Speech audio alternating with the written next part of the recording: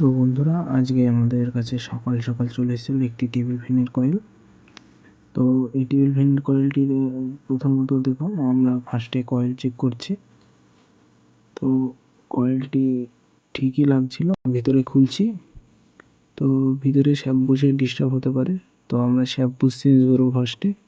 তো নতুন শ্যাম্পুস চলে এসেছে, তো শ্যাম্পুস খোলার চেষ্টা চলছে। দেখুন আপনারা, শ্যাম্প খেয়ে গেছে। তো এই শ্যাম্পুস দুটো চেঞ্জ করে দেখবো, তারপরে চেক করে। এই যে দেখুন, বুশ দুটো চেঞ্জ করতে হবে।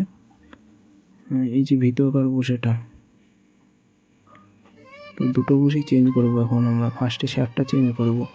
এই যে এখন শ্যাফট চেঞ্জ করা হবে।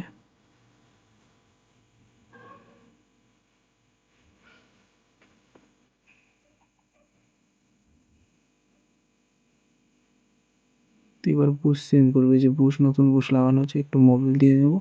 তারপরে নাট দুটো ভালো করে টাইট দিয়ে নতুন শ্যাফট লাগানো হবে। এবার দেখুন, নতুন শ্যাফট লাগানো হচ্ছে এখন।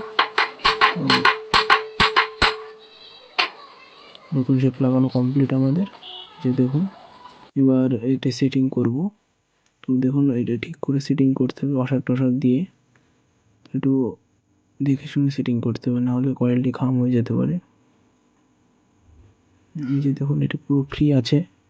তো এবার উপরকার ঢাকনাটা লাগাবো।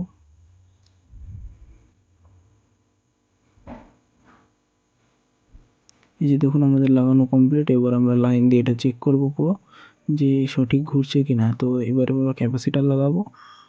তো দেখুন, ক্যাপাসিটার লাগানো হবে এখন।